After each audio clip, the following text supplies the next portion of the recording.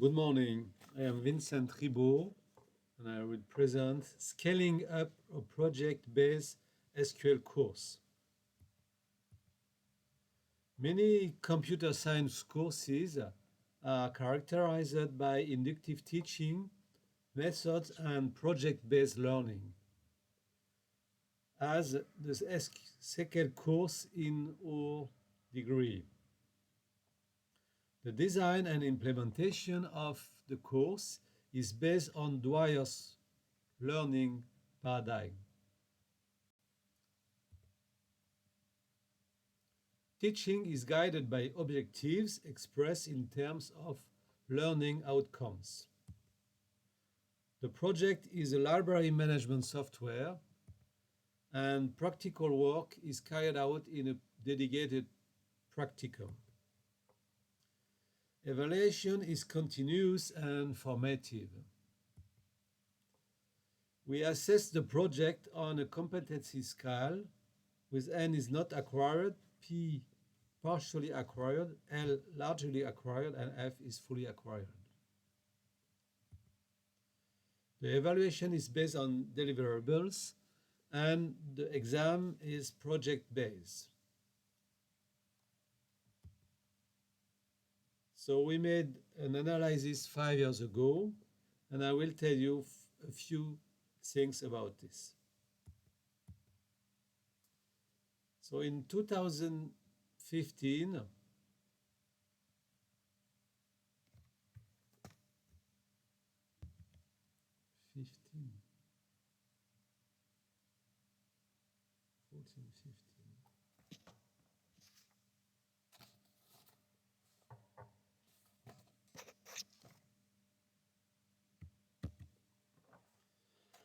we used a questionnaire and the help of 5 students to gather the answers and to correlate anonymously auto-assessment and the teacher grading. The last column shows how many times we have a match between self-assessment and teacher assessment. At that time, we had 35 students and 28 agreed to participate to the study, and we use a skills booklet and a questionnaire. At the end, students reported the difficulty of self-assessment. They do not know if they assess regarding the objectives of the course or SQL knowledge. The students reported also they were frustrated with the programming objective, who was probably too hard. And because of the lack of time, the test objective was misunderstood and misassessed. But we use a strong author-reader cycle, and it worked for the 3 first objectives.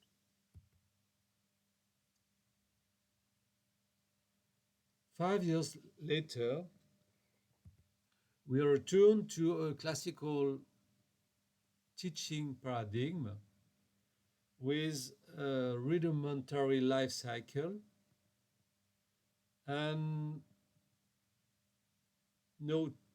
almost no test, and we sacrifice also the continuous assessment. Diagnostic evaluation has been proposed, but without teacher incentives, and very few students use them. Before beginning this study, the author has the preconception of a significant decrease in self-assessment of objectives. But this turned out to be false, and according to the students, it even improved. So you can see on the graph that students are quite happy with the system and believe they master or largely or fully in most of the 5 objectives.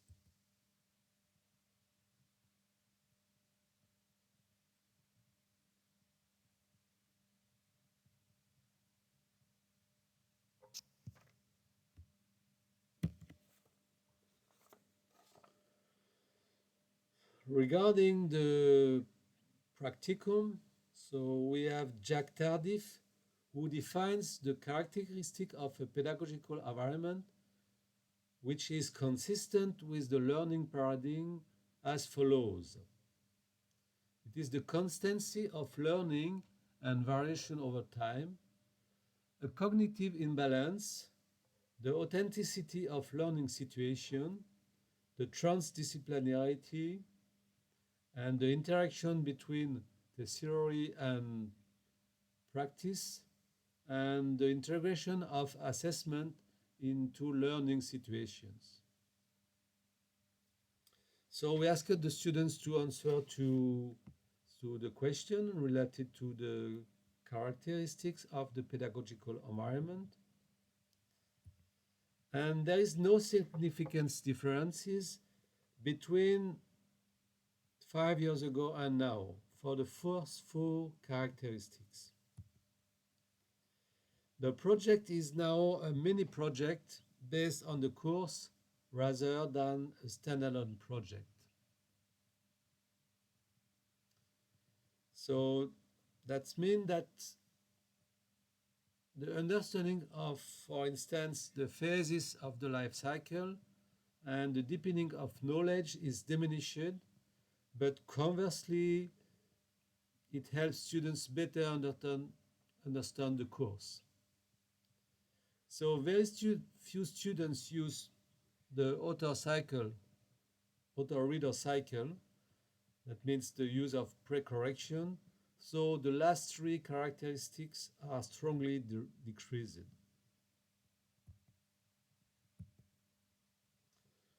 A part of the questionnaire aims to assess how students play the roles based on the following Tardif definition. As an investigator, a cooperator, a clarifying actor, and a strategic user of available resources. And again, so the students believe they, or mostly they are okay or almost okay with all these roles. So if we can have a small discussion about students' opinions. So the teacher, I mean myself, so thinks that academic year 2019 students do not investigate much, but they decide quickly based on what other people do. So the requirement analysis still reflects these viewpoints. I did see many students writing their SQL queries without having read the corresponding requirements. And really, I have no idea how I can structurally compel students to investigate. Among the fundamental principles guiding cooperative learning, there are first that students are interdependent. It means that group success depends on individual commitment. And second, that they share a common goal. It is possible to divide the functionality of a project into several parts and assign each part to a student, but it is difficult to prevent groups from adopting a Taylorist strategy.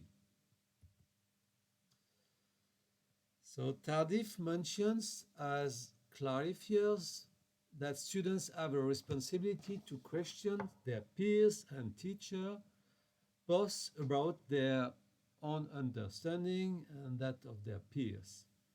But what we observe is the interaction between students is often taking the form of a conflict.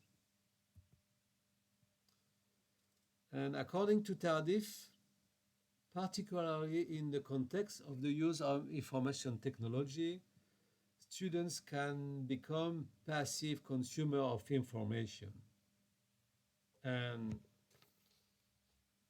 I believe that the most common strategy is trial and error.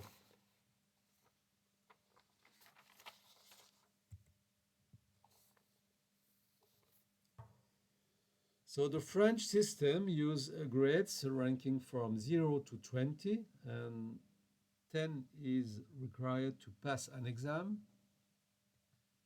And if we map the marks from n is 0 and p is the 1/3 of 20 and L is 2/3 of 20 and full is 20. Hence, when we compare the difference between the project marks and the exam mark, so 7 points are a significant difference. In academic year 2014, the project was carried out individually. So students, they help each other, and some students copy consciously or unconsciously parts of other student work.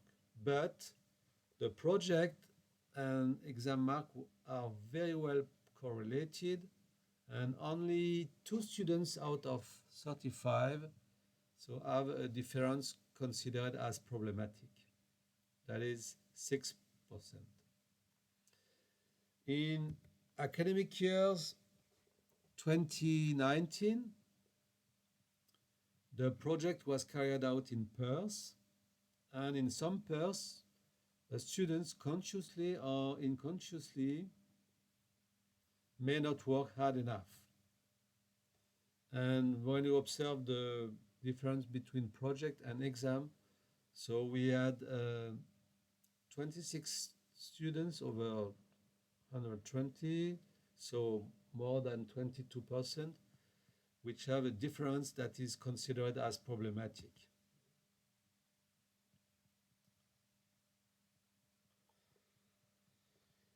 So learning paradigm is the consistency of learning and variation over time, as the teaching paradigm is the consistency of time and variation in learning. So when you have a rigid timetable and strong constraints on the submission of work in pairs, the difference between students cannot be taken into account, and the logic of performance prevails over the logic of learning. So, in an unbalanced pair, the strongest students does most of the work. So if we go to the conclusion of this study, in academic year 2014, the findings of the study indicated that the system promoted the construction of knowledge and know-how, encouraged students to be active, developed autonomy and a sense of achievement, improved evaluation, and could develop mutual aids. Area of improvement at that time were the structuring of the course and the lack of times and also the technical platform. Last year, in academic year 2019, so we have a teaching system quite classical with a kind of project with a rudimentary life cycle, no requirement analysis. The design was an option and tests were primitive. However, students are overwhelmingly satisfied with the skill acquired, the teaching environment, and the role practiced. So probably the learning paradigm has been much disruptive for some or most of the students. And when we return to a classical teaching method, this method let them perform their student job well established over the years, and hence they have an enhanced self-satisfaction. However, it's not a problem related to this study, so the conscious and unconscious plagiarism is a problem. Thank you for your attention.